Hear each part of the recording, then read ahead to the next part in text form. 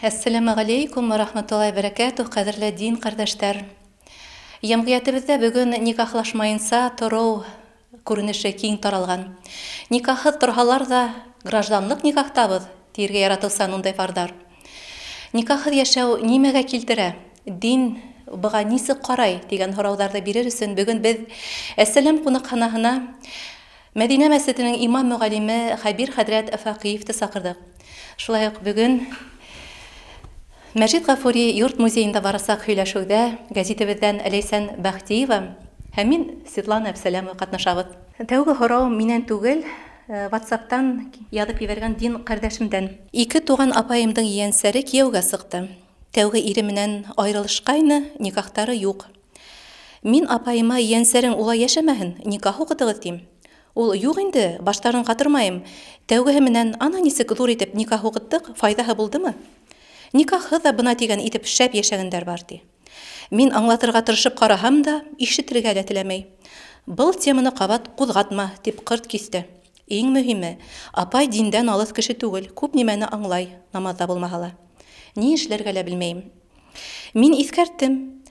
Минән йөк төште дип кенә куйыр инем, якын кешеләрем өчен йөрәк яна. Ләйсән Хәбир хәзрәт был ханымга ни дип әйтергә? Никах ул ябай гына бер мәсьәлә түгел. Бұл бит инде тәрәнрәк итеп алһаң, бөтен кешенең яшәеше, тормышы шуның менән башланып китә бит инде. Гаилә менән башланып китә, дәвам иттерү эшләр бит инде безнең. Шуңа быга кешенең асуы килеп, я булмаһа миңа охшамай булай, тегеләй охшамай дип без үзебез үзгәртә алмайбыз. Булар катгый итеп Коръән Кәрим менән Пәйгамбәр Мөхәммәд галәйһиссәлам әфәндебезнең сөннәте менән нык итеп безгә иткерелгән, каты итеп иткерелгән инде.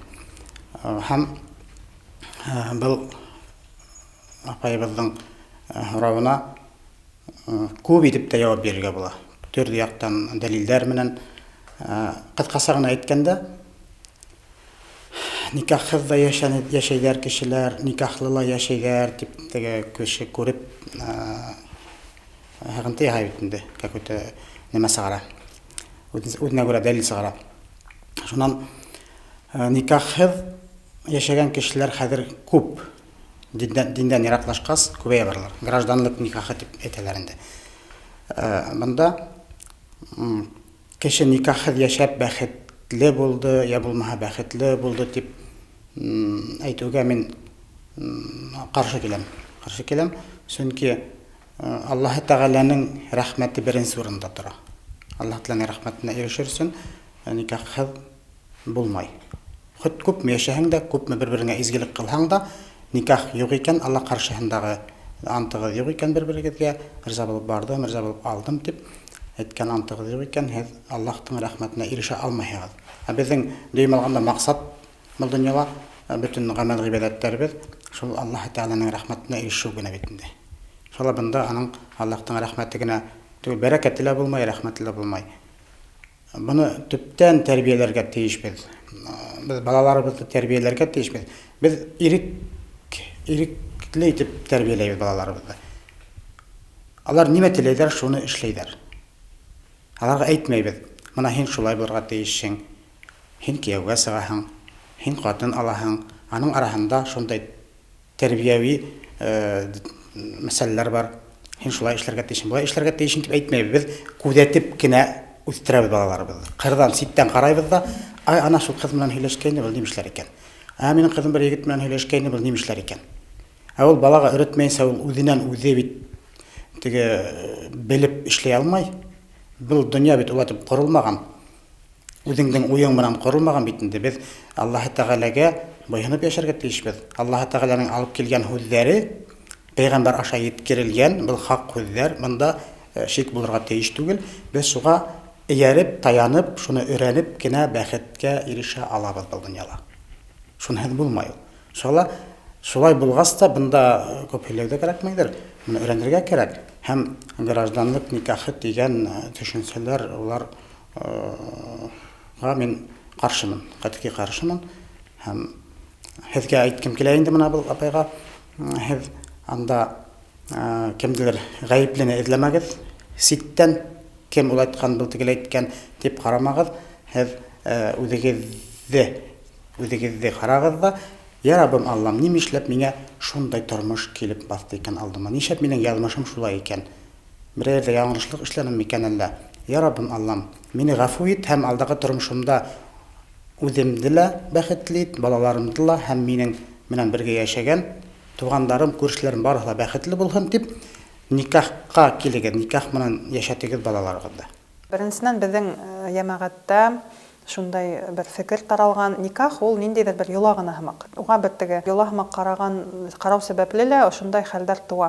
Ни өсөн тигәндә, никахтың бит инде төп маҡсаты нимәлә? Ир-егет үҙенең өҫтөнә ошо ҡатынға ҡарата яуаплылыҡты ала тигәнде аңлата. Шулай уҡ ҡатын-ҡыҙ ҙа был никахҡа ингәндә ошо егетте тыңларға, уға матур ҡатын булырға, матур мөғәләмәлә булырға тигән шундай тоғро булырға, әлбиттә, шундай бит инде маҡсат. Һәм ғөмүмән инде мына теге йыш ҡына ЗАГСта әйтәләр бит инде, ҡыйынлыҡта ла, шатлыҡта ла бергә булағыҙмы тигән һымаҡ. Шундай маҡсат менән ғөмүмән никах ул эшләнергә һәм никахлашыу шундай маҡсат менән ғөмүмән алына инде. Һәм шул никахтың бәҫен төшөрөү арҡаһында инде уны тик теге матур күлдәктәр, мәсеттә теге фотосессия үткәреү тип кенә ҡабул итеү сәбәпле лә ошондай беҙҙең аҙаҡтан ҡыҙғанысҡа ҡаршы ситуациялар тыуа инде. Әммә ләкин был теге ошо был һынау һымаҡ тоже ҡабул итергә кәрәк бит инде. Сөнки тормош булғас, тормошта төрлөһө була. Әммә ләкин бер яҡтан бында тағы нимәгә иғтибар итергә кәрәк? Беренсе никахтары тулыһынса тарҡалғанмы? Яки теге дин күҙлегенән талаҡ һүҙе әйтелгәнме? Бына шуға башта иғтибар итергә кәрәк. Әгәр ҙә ул эшләнелмәһә, ул әле икеләһе егетенә кейәүгә сыға алмай. Уныһы мына бар. Шунан өсөнсө яҡтан тип әйтәйек инде, тағы нимәгә иғтибар итергә кәрәк? Алдан хәрәмдән башланған мөнәсәбәттәр улар бер ҡасанда бәхеткә килтермәйәсәк. Нисек кенә уны теге үҙ-үҙеңде алдаһаң да, тип әйтәйек инде, артабан барыбер мында ла ул ҡыҙҙы һәм ул әсәне лә тағы ла ниндәйҙер ҡайғы хәсрәт көтәсәк тип әйтергә була. Сөнки был туранан-тура кеше белә тороп бит инде Алла Тәғәләгә ҡаршы сығыу тигәнде аңлата. Шуға мында бик ныҡ ентекле итеп уйларға кәрәк.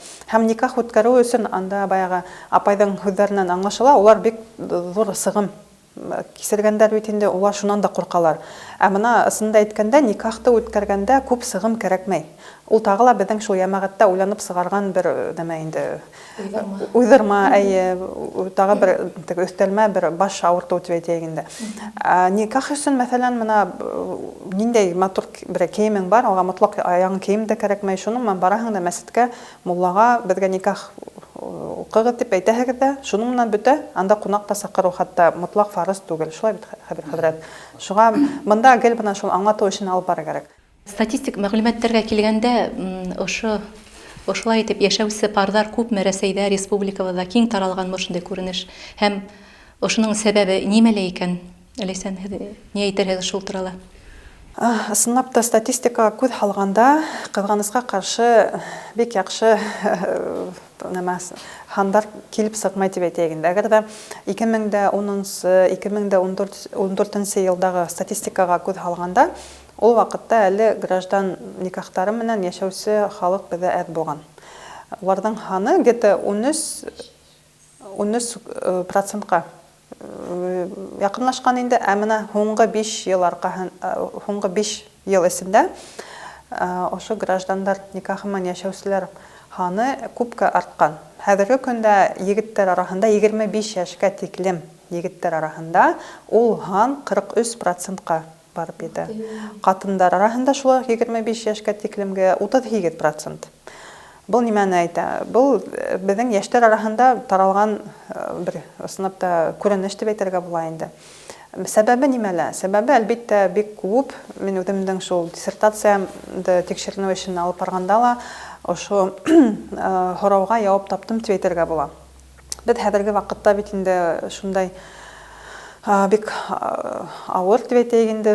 Нема ямагат вакытында яшәбез, төрле көн һайын ниндәйдер күренештәр, ниндәйдер яңалыктар, улар күбрәк безнең өчен яхшы яңалык түгел инде. Төрле авыр гына осырда яшәбез бит инде. Шуңа ошондай билдәһезлек вакытында яшьтәр, бигрәк тә егетләр үзләренә яуаплылык алырга куркалар.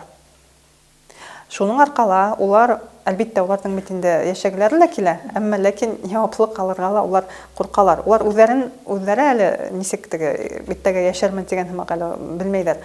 Ә монда ишо катын, тагы ла бер бала булса дигән һымак, улар тагы ла куркып калалар. Шуңа монда теге никах ул бит инде басым, ниндәйдер уларга сынапта бер зур бер эш һымак улар тоялар бит инде. Зур йөк.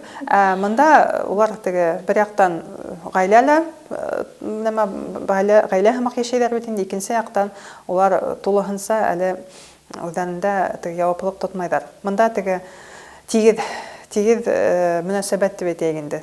Ирдә, катында улар икеһе лә бер функцияны үтәй. Мәсәлән, хәзерге вакытта ирдәр бит инде уларда, мәсәлән, балаларын карау өчен нәмәгә сыгалар, декретка. Балалар декретына ирдә дә сыга. Яки нәмә катындар, мәсәлән, ирдәргә караганда күбрәк акча эшләйләр, уларга ла ул нормаль күренеш. Мәсәлән, 10 ел элек, 20 ел элек бындай күренеш безнең өчен ят була торган бит инде. Гомумән безнең гаилә формалары үзгәрә. Гаилә формалары үзгәрә. Бу безнең җәмәгатькә тура-тура бәйләнеш таба инде. Чөнки безнең җәмәгатьтә лә төрле ошо политика ягынан, экономика ягынан, төрле сәясәт ягынан төрле теге сынапта үтә кырка нәмәләр булгас, үзгәрештәр булгас, безнең гомумән халык та уга өйрәнергә тиеш, шул нәмә юсыктан сыгып яшәргә өйрәнергә маташа инде. Чөнки элекке формалар улар әле уларга 40 бу ситуация вакытында уларга әле охшамай дип әйтәйек. Феминизм да үзенекен итә бит инде. Әлбәттә, монда гомумән көнбайыш кыйммәтлектәре безгә килеп инеп бөтен безнең социаль селтәрдә лә бөтен нәмәне тултырган дип әйтергә була инде. Шуңа ла ул да шулай ук мисал булып тора. Ул да шулай ук мисал булып тора. Шуңа кызганыска каршы бу формалар артасак, әлбәттә, артасак, әмма ләкин без үзебезнең көчебездән килгәнсә, дөрес, менә никах муенча Алла Тәгалә алдында нисек дөрес итеп гаилә башлау турында безнең аңлату өчен без алып барырга тиеш. Чөнки кулды төшереп кенә шулай була дип кенә утыру, ул да әлбәттә нәмә инде, улай бармай. Хәбир хәзрәт әйткәнсә, үз яена ебәрмәскә кирәк тәрбия эшендә, бөтә тормышта дигәндәй. Хәбир хәзрәт, дин әһелләре буны нисек кабул итә, никахсыз яшәүгә дин нисек карай? Дин ягынан караганда никахсыз яшәүгә без каршы карайбыз инде. Ыңгай караш була алмай никахсыз яшәүгә. Чөнки бу Аллаһ Тәгаләнең диненә каршы килү бит инде. Дөресен әйткәндә. Шуңа кемдә кем үзе уйлап, мин шулай дип уйлайм, булай дип уйлайм дип теге уйдырмалар күп бит инде безнең. Теге кеше ничектер үзенең теге эсендәге уен өстенрәк күрә. Аллаһ Тәгаләнең диненә караганда. Шуңа ул мин ошай дип эшләгәйне, булай булмагайны, тегеләй булмагайны дип ул теге результат теге һөдемтәһендә карап әйтә бит инде. Башка кешенең тормышына карап әйтә бит инде. Моны улар никах менән яшәгәйнеләр, уларның тормышы килеп сыкманы, барыбер да аерылыштылар, шулайттылар, булайттылар дип теге ниндәйдер бер һөдемтә яһайда. И шуннан адактан ул ышанысын югалта. Бунда шик булырга тиеш түгел дип әйттем байга баштан. Аллаһ Тәгалә кушкан икән, кешенең тормышында төрле хәлләр бар, төрле сәбәп. Буны бит һин үзең кормайың, һин үзең теләп эшләмәйң бит күп нәмәләрдә. Мин моны яшьләргә никах укыганда ла әйтеп китәм. Һез уйлайһыгыз, моны мин Әхмәт шул Фатиманы хайлап таптым да, минең теләгем менән мин аның менән бәхетле булам, яшәйм дип һин үзеңдә генә уйлайһың. Аллаһ Тәгалә һиңә язмын, теге өлешемә төшкән көмешем, я алтыным дип карамай бит инде ул. Ул аны мин дип уйлай. Хатын-кыз уйлай, мин ошо Әхмәтте таптым. Шулай дип асырастык та шул yerдә, без бәхетле булабыз дип уйлай. Мин аларга кирһен әйтәм. Һез түгел һегет дим. Аллаһ Тәгалә һезне осраштырды. Төрле сәбәпләр менән килеп бер-берегезне таптыгыз. Таптыгыз да бит. Шуннан һуң Аллаһ Тәгалә Әхмәтте ла, Фатиманы ла, мәсәлән, примерно әйтәм инде, белә яхшырак әсәһенә атаһына караганда ла. И Аллаһ Тәгалә бу дөньяга кешене бәхетле булыр өчен яраткан бит инде. Интегеп, ыҙалап, ниндәйҙер бер ыҙа күреп йәшәһен өсөн яратмаған, бәхетле итеп булһын өсөн яраткан да, и уның өсөн унга ул шулай уңайлы шарттар тудыра. Шуға ла Әхмәткә был Фатима килешә. Ул шул хатын аша гына уның шундай бер нәмәһе бар. Мөмкинселеге шул хатын аша Аллаһның рәхмәтенә ирешә ала. Башка әллә күпме йөҙәр мең дип хатын булган, уларда бит осрашмаган, именно шуны осраткан бит Фатиманы. Ә Фатимага кирһенсә, шул ир ашагына ул бәхеткә ирешә ала. Аллаһ Тәгалә уга шуны әкел баттырган. Менә һинең ожмахың я булмаһа тамагың. Шулай дип әйтелә бит инде. Ожмахың һинең ирең я булмаһа тамагың. Хатының да шулык. Был һинең иле ожмахка кертә, иле тамакка кертә. Шуга ла һез шуны Аллаһ Тәгаләгә шөкер буларак, Аллаһ Тәгаләне мактап, шундай зур безнең юлабыз дип әйтәйек бит, дини юлабызды пәйгамбәрнең өйрәткәнен, сөннәтләренә таянып, шул никах мәҗлесен үткәреп, шуны аңлап яшәһәң бит, һин бу бәхеткә ирешәсең, рәхәткә. Шул никахсыз дип әйткән кешеләр уларга өйрәтергә кирәк. Бу бит теге бер төймәгә басу гына түгел. Так, бастык та бер төймәгә, ал үзгәреп китте лә, шулай һәйбәт әйеп китте. Бу төптән, мөхтәрәм итеп төптән тәрбияләргә кирәк. Гаиләдән башлана бит инде бөтен тәрбияләр. Шуңа гаилә никах менән башланды икән, аның емештәре шул хәттем теге татлы буласак, файдалы буласак, башка кешегә лә үзенә лә файда килтерәсәк. Әгәр дә без ага каршы киләбез икән, ул никахсыз гаиләнән ниндәйрәк үзенә лә файда килһен, ул юк ундай аңлайм. Башка кешегә лә файда булмаясак, үзенә лә файда булмай. Шуны күргән кешеләр, никахсыз яшәгән кешеләрде, яра шулай яшәһендәр инде, нимешләйһең инде дип әйткән ата-әсәләрдән башлап, тугандардан башлап һәм башка халыктардан башлап, бөтәһе лә гөнаһлы булалар. Чөнки без аларны күрә торып та бит, алар менән ризалаштык икән аларның гөнаһы менән. Бу бит инде бер-берең менән зина килеп чыга бит инде. Гөнаһ кылып бирү. Ә һин шуга ризалаштың икән, һин дә җаваплылыктарда саклан Аллаһ каршында. Шуның менән китә безнең яшәүнең мәгънәһе китә башлай. Авырулар килеп чыга, төрле һәнаудар килеп чыга. Моны теге аңлаган кеше ул тиз генә аңлай ул. Шу бәхетле матур итеп яшәр өчен бит Аллаһ белән кушкан үтәргә генә кирәк. Әгәр дә һин үтәмәй Аллаһтан тартылып китәһең икән, икенче юл менән китәргә тырышаһың икән, һин бит Аллаһтың бәндәһе шул ук. Аллаһ Тәгалә һиңә әйтә: "Әһә, бу минең кулым мине аңламаска тырышты. Яра, мин аныга берәй һәнаудар бирәйем. Тормышта һәнаудар бирәйем дә, ул шул авыр итеп үзенең тормышын катмарлаштырып, әллә ниндәй бер теге сокыр-сакыр юлдар аша килеп барыбер дә шул Аллаһка кайта бит инде.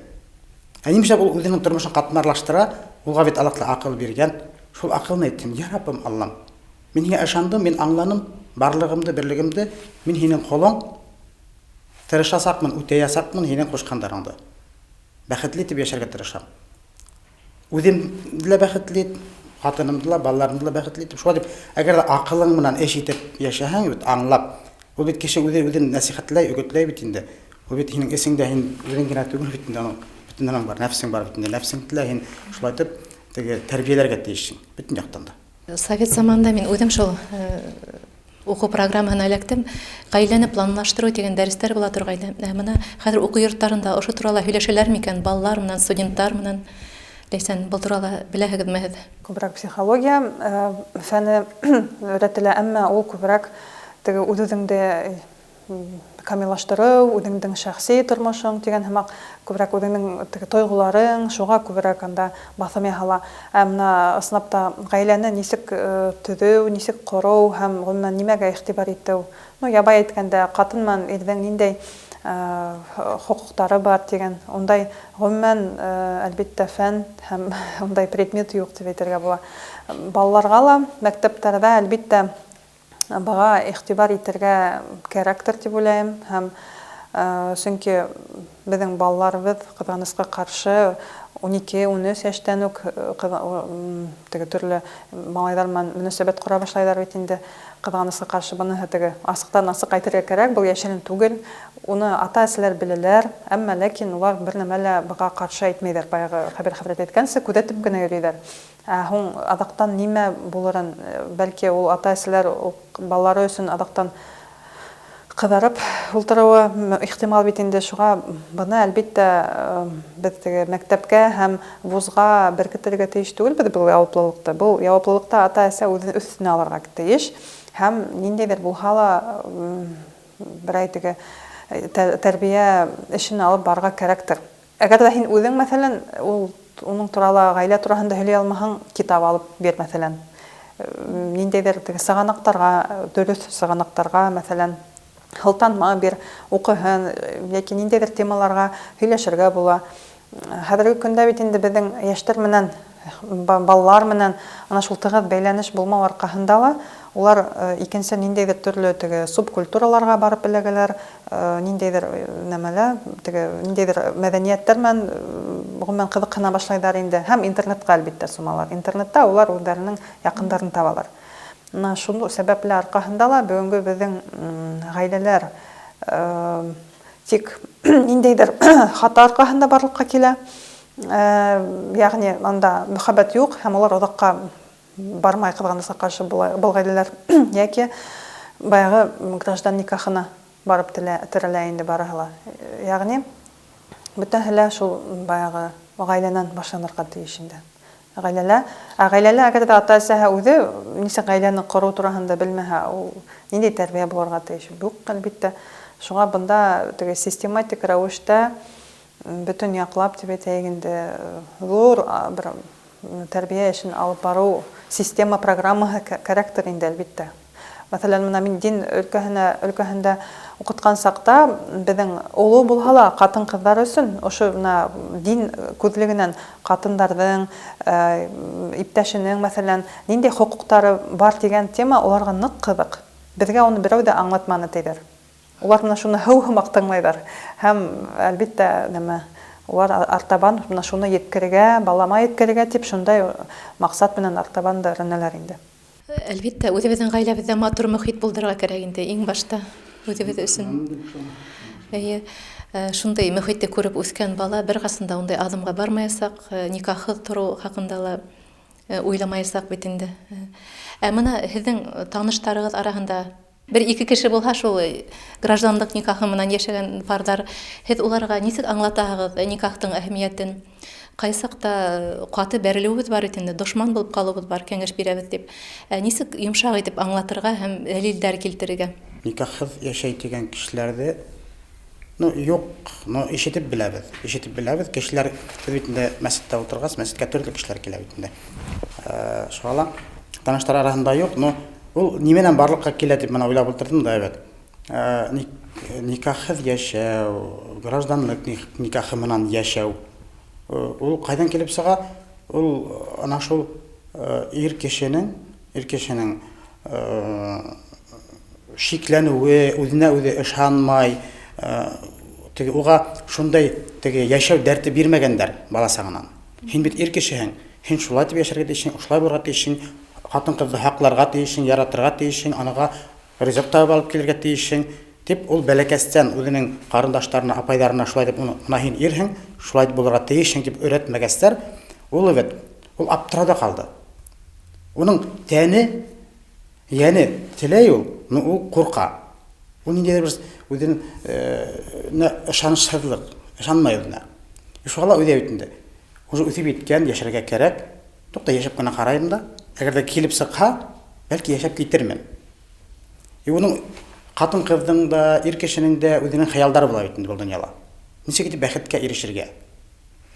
Беренчедән кешенең акылында тора күп итеп акча эшләргә, күп итеп мал мөлкәтле булырга тийләр бит инде. Бөтәһе дә килеп сыкмайды, бөтәһенең дә улай кулыннан килмәйди инде. Шуңа уларның уйлаган теләктәре бер-берсе менән яшәп карайлар да, әгәр дә ул миңа охшаһа, ул миңа шуны хатып алып бирһә, ул миңа тигенһен бирһә, буныһын бирһә, әгәр дә бирмәһә, без аерылабыз да куябыз дип улар еңел генә уйлайлар. Бу бит бөтен дөньяның тоткаһы булып тора гаилә. Ул аныга төпкә төшеп тәрән дип уйлап карамайдар, өстәгенә уйлайдар да, үҙен генә уйлай да. Яра килеп сакка сыгырсак, ха юк дип кенә, шуннан ул бит гомере буена үзенең тормышын булып куярга может шуның менән. Ул бозлай бит аның тормышы. Тим ул хатын кызларга ныгырак касаятса инде. Ир кеше яра яшәнелә, сыпла китте, а хатын кызның балаһы була. Ул баланы кайда итәргә, атаһы кем булган, кем карга тиеш. Аның өстендә бит яуаплык көчле. Моны бит бөтенесен ир кеше яуаплык тоттырга тиеш. Безнең гидә шул хаттым теге ябайгына дип уйлыйлар да, никахты дөресен әйткәндә улар ялагына дип уйлыйлар, ялагына дип, Аллаһ Тәгалә каршында гыйбадат кылу дип аңламыйлар аны. Шуннан да килеп сыга һәм киресен әйткән килә. Менә әгәр дә никахлы булып яшәһәң бит, синең теләгән теләкләрен тормышка аша ул. Менә кайбер кешенең мөмкинлекләре юк бит инде. Берәй кеше, күбрәк ирләр әйтәм, тәмле итеп ашарга яраталар бит, ризык пешереп ашарга. Улар үзләре Алла дип эшләй белмәй бит инде. Менә мин бәлеш биреп утыра алмыйм бит инде. Нимәләр белән эшли алмыйм. Шуңа минең шул теләгән теләгем бит, хатыным миңа тормышка ашыра. Мен әйтәм, әлхәмдүлилләх. Кайбер кеше күп ирләр шул хатын эшләй алмый, хатындар эшләгән эште улар эшли алмыйлар. Хатын кыз бит инде ир кеше эшләй алмаган эште ул эшләп йөрү уңайһыз да аныга эшләй дә алмый күп нәмәләрдә көченнән дә килмәй, хәлендән дә килмәй бит инде. Хатын кызга ла шул ир кеше шуны тормышка ашыра. Бу үзенә күрә зур бәхет, бергә гаиләле яшәүдә, әйтәм, аерым яшәгән кешеләр күп. Миңа шундай таныштарым бар. Әйтә, бөтен хатындар бутылып беткән инде, кызлар юк, монда без кызлар бутылып беттеләр, шулай иттеләр да, булай иттеләр. Нимә дип уйлыйм? Мөһим бит парлы итеп яраткан Аллаһ Тәгалә, парлы булырга тиешсең. Як, белмәйм, мин өйләнгем килмәй. Никах та кирәкмәй, гражданский да кирәкмәй, бер нәмә дә кирәкмәй. Мин бердәм яшәйм, минем все достаточно, у меня есть. Эшем бар, аксам бар, ризыгым бар, миңа кирәкмәй хатын. Бу куркыныс, шулай дип әйткән кешеләр бар. Һәм хатын кызлар да шулай бар. Мин шулай ирләрне күрдем, булай дип яшәгәннәр, тигрәй дип яшәгәннәр, башканың тормышын карай да, үзенә шул хатымны куркыныс дип тоя, шуны һәм улай да, як, мин улай дип яшәй алмыйм. Дип, вакыт үтә. Вакыт көтеп тормый да инде. Яра, яшәмәйм дә кире уйлаһам, кире яшәп китермен дигән, ул уже хата китер. Хаулыгы какшай башлай. Шулай яшәрәк вакытта ул бит, менә никахлашам дип йөргән кешеләр бит, улар озакка һуздырырга кирәкмәй. Кайры да 5 ел буена бергә йөрүнек, 5 ел гына әйтү әдрәк әле. 10 ел буена бергә теге дус булып йөрүнек дә бит, бергә яшәгәнек 1 елда яшәй алманык, аерылыштык та уйлыкты. Моның да мин бер нескәлеген әйтеп киткем килә бит. Нимәштә шулай булды? Менә яшәп 10 ел буена, 5 ел буена бергә йөрүй, никах юк, гражданлык никахма бергә яшәй дә бит. Менә моның серен аскым килә инде. Нимәштә ул бергә яшәй башлагалар бит.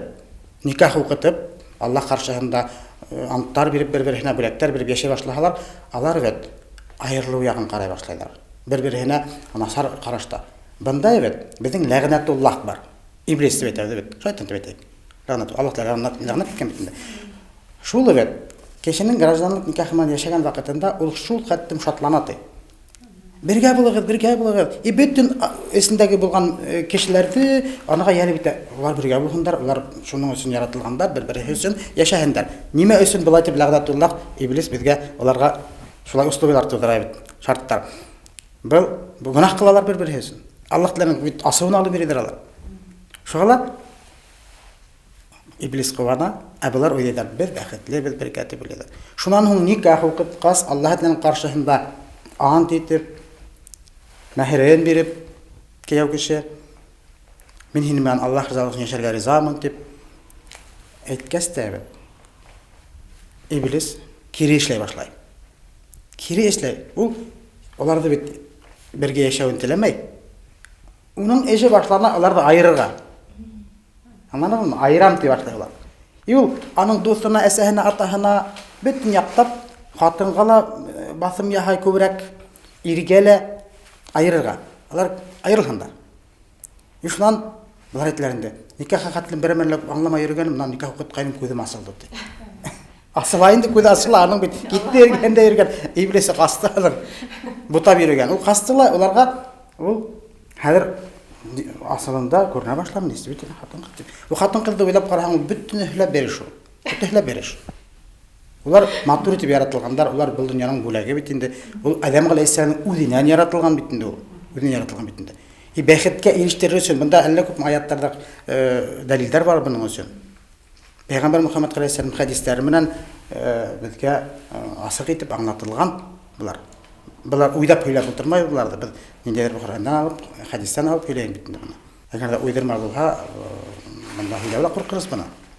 Был темага ниндидер бер теге фатвалар да бирү, теге решениялар, асыклаулар да чыгару авыр гына ул. Җаваплылыгы көчле бит буның. Тоттың да, уйланың да һөйләнең түгел. Шуңа буның ана шул теге нескәлектән аңлай башлаһаң бит. Моны һин белдең, моны хәзер белдек бит инде бит. Әгәр дә иблис безгә кире эшләй икән, әнимчә аны шатландырырга. Әнимчә уның юлында уныңга ярдәм итәргә. Әгәр дә һин гаиләңгә каршы килеп, һин анга зыян килтерәң икән, һин аның ярдәмчысы булам бит инде, иблистек. Иблистең ярдәмчысы булырга кирәкмәй. Шуңа әгәр дә шуны аңланың бит. Моннан гаиләң һинең яхшы була башлый, яхшы юлда йөри башлый. Бер-береңә мөнәсәбәттәр үзгәртеп әйткән килә инде. Шуның икенчесе. Һин бит бу дөньяла хатын алдыңда, я булмаса иргә сыктыңда, шуның рәхмәтен алам дип яшәйң икән. Менә мин хатыныма бөтен яктан да яхшы булып караным дип бер теге историялар бар ул, теге тарихта бар. Бер исмен итә алмыйм инде хәзер кем белән булган. Сахабалардан алдала булган бер пәйгамбер заманында булган. Безнең пәйгамбер заманында микән итә алмыйм хәзер. Шул заманда булган хәлдә бит инде бага әйткәндәрендә, һиңа хатының касандыр бер мәлдә әйтәсәк, һин миңа бер тапкыр да изгелек эшләмәнең дип. Искәне бар, шул бер нәмәне ишеткәнмен. Шуннан һоң бу ышанмаган бит инде, шуннан ышанмаганда адактан килеп әйткән шулай. Һин миңа бер вакытта да изгелек эшләмәнең дип. Хатыны иренә әйткән. Хатын асыланһа шулай да башлый. Хатындар Менә һез хатын булмагас, ул хатын белмә. Әгәр дә ир кеше ана шул хатындың бит, менә бunda бу нәмәне аскым килә инде. Әгәр дә хатын кызның рәхмәтен алам дип яшәй икән ире бит. Ул шул хәттем аның бит күңеле әрниясак, асыллана, ярһый һәм шундай хәлгә барып итәргә тиеш, бөтен нәмәне ташлап сыгып та китәргә мөш. Ташлап китте, все, бит кирәкмәй дип. Әгәр хатының рәхмәтен алам дип. Әгәр дә Аллаһ Тәгаләнең рәхмәтен алам дип яшәһә, бу ир кеше я булмаса хатын кеше бит. Аллаһның рәхмәтен алам дип шул ихласлыгың менән яшәй икән, хатының менән. Һин ана шул хатының бит, шуның мак булган бит. Тормышта төрле хәлләр бар бит инде. Анда аларак кына үсегеп китте, кыскырып ибәрде, ярһып китте, һине берәмәлә гаипләп ташлан икән бит. Һин аларды бит. Бу настоящий асыл хатын икән дип кабул итәһең. Чөнки хатын шулай булмаһа, ул хатын була алмай икән. Мин шулай кабул итәм. Ул бөтен теге урыс әйткән функциялары эшләй. Ул һиңа шулай дип тә әйтергә может, илап та ибәргә может, кыскырып та ибәргә может, һиңа шулай насар һүзләр әйтә гайберендә. Бу хатын кыз шулай дип яратылган. Шулай дип аңлаң икән бит. Һин уның бит һиңа килгән гаипләүләре шулай дип якка үтеп кенә тора. Һиңа кадалмай бunda. Чөнки һинең күңелеңдә Аллаһның рәхмәтен эзләү. Шул хатын аша. Бу хатынга гына түгел, бөтен барлык кешегә шулай. Һин балаңа ла шулай дип кагылырга тиешсең, әсә атаңды ла шулай дип хөрмәт итәргә тиешсең, тугандарыңды ла, бөтенеһен дә хайванды ла даже. Хайванга ла һин мәрхәмәтле булырга тиешсең, Аллаһ белән ризалыгын алам дип. Әгәр дә бу шулай дип һинең максатың, һинең исеңдәге булган бөтен ынтылышың шулай икән, һин нимәштә бу уга башларга тиешсең, башка кешенең ниндидер бер yetişirliklerine etkin bileydi. Әлбәттә, минең шундай сынапта ситуация булганы бар, миңа мөрәҗәгать иткәндәре бар. Әсә кеше үзенең улының һәм буаса киленнең шундай граждан никахы менән яшәү башлаган осраклыгына белеп калала. Шуңа нисек уларга тәэсир итәргә дип ул миңа мөрәҗәгать итте инде. Әлбәттә, мин башта әйттем, дуганнан башларга дип, әсә кешенең бит инде ата кешенең дугаһы гел кабул була. Шуңа ул тәһаҗҗүдтәр буе торып, Алла Тәгаләнән һораны инде. Әлбәттә, башта зур гына көсөргәнешле һугыш булды дип әйтергә була инде. Һугыш дип әйткәндә ул теге балаһы тыңламай, атаһы кызганычка каршы улын яклап сыга инде. Ягъни яшәһендәр дип баягы. Әсәһе үзе динле кеше булганга күрә, ул сынапта бундай гунахтың зур икәнен белә. Әмма нимәһе кызык, монда бул егет үзе намаз укый. Ошо никах яшәгән егет үзе намаз укый ине. Әмма әлхәмдүлилләһ, нисек кенә баягы әсәһе өгөтләп тура нәмә менән дә, улы менән дә һөйләшеп караны. Ә был егет үзенең буласак кәләшен яшереп йөри, баягы әсә һөйләшмәһен дип инде. Әсәһе нисектер бухала, шул кызның телефонын табып, уның монда һөйләшеп. Әлбәттә, ул мин ризамын дип әйткәндә никахка. Һәм мондай теге хәлдә әлбәттә ул көтмәгәндер инде. Ул бер аздан, әлхәмдүлилләh, риза булып, улар менә баягы мин әйткәнчә, ниндәй киемнәре бар, урамдагы кием менән тиз генә мәчеткә инеп никах укып сыкканнар инде. Әлхәмдүлилләh, нисек кенә теге авыр булмаһын. Менә бу именно дуганың көче дигәндә аңлата инде. Ягъни әлбәттә бит теге һүзмән дә әйтергә тиешбез. Һүзмән аңлатып, баягы менә без әйткәннәрдән баягы сыгып аңлату өчен алып барырга кирәк. Нисек тә булһа, икенчедән инде дуга ул иң бер зур көч һәм без әгәр дә һәрбер эшебезне Алла Тәгаләнән башлаһак, уны исләп башлаһак, мотлак был безнең эшебез артабан уңышка өлгәшәсәк. Әлбәттә, әз генә сабыр итәргә кирәк. Теге шунда иттең дә, дуга кылдың да, шунда ук булды дигән түгел, әз генә сабыр итәргә кирәк. Шулай ук үзеңнең гөнаһларыңды исләп, гафу үтенергә кирәк бит инде. Һәм без яшьләргә мотлак ярдәмчы булырга тиешбез. Ни өчен дигәндә, кем менә яшьләргә никахлашырга ярдәм итешә, ул ондай кеше изге һугышта катнашканга тиң дигән. Хәтта бер кулды нәмә азат иткәнгә тиң дигән шундай савап ала икән. Шуга безгә менә ысынлапта никах өлкәһендә уларга теге уларның сыгымдарында ярдәм итешү, гомумән мораль яктан да ярдәм итү ул безнең өчен зур саваплы эш. Шуга нәмә ысынлапта безгә ошо өлкәлә бигрәк тә менә муллаларга, имамдарга дип әйтәйгәндә, гомумән дин өлкәһендә эшләгән кешеләргә игътибар итәргә кирәк. Бында безгә әлбәттә яшьләргә барып, улар белән күрешеп, улар белән һөйләшү менә безгә рөхсәт тулыһынча юк дип әйтергә була. Менә имамдарда шулай бит, вузларга кертү дигән ундай әле баштарына килеп тә уй инмәй, безнең мәсәлән, безнең яктан инициатива булһа ла, улар рөхсәтле хуплап итмәйдәр. Ни өчен дигәндә, безнең программа, безнең вакыт, безнең барһала теге сәгатьләргә генә бүленгән дип, шулай дип улар имамдарга әйтәләр инде, әмма ләкин безнең вакыт итте дип уйлыйм. Яңгырак менә мәктәптәге Брянскта булгандагы хәлдән һуң да безгә ошо яшьләр менән ныклап тәрбия эшен башлау кирәктер дип уйлыйм. Хәбир хәзрәт Ләйсән, шундый матур җавапларыгыз, ихлас әңгәмә өчен зур рәхмәт. Был кәңәшләрегезгә безнең кадерле телевизор караусыларыбыз, безне тыңлап караусыларыбыз игътибар итер, тыңлар дип ышанга килә. Кадерле дин кардәшләр, без һезнең менән әссәламдә кунакта дигән рубрикала очрашканга тиклем хушлашабыз. Яшьләребез иманлы, никахлы, бәхетле булһындар.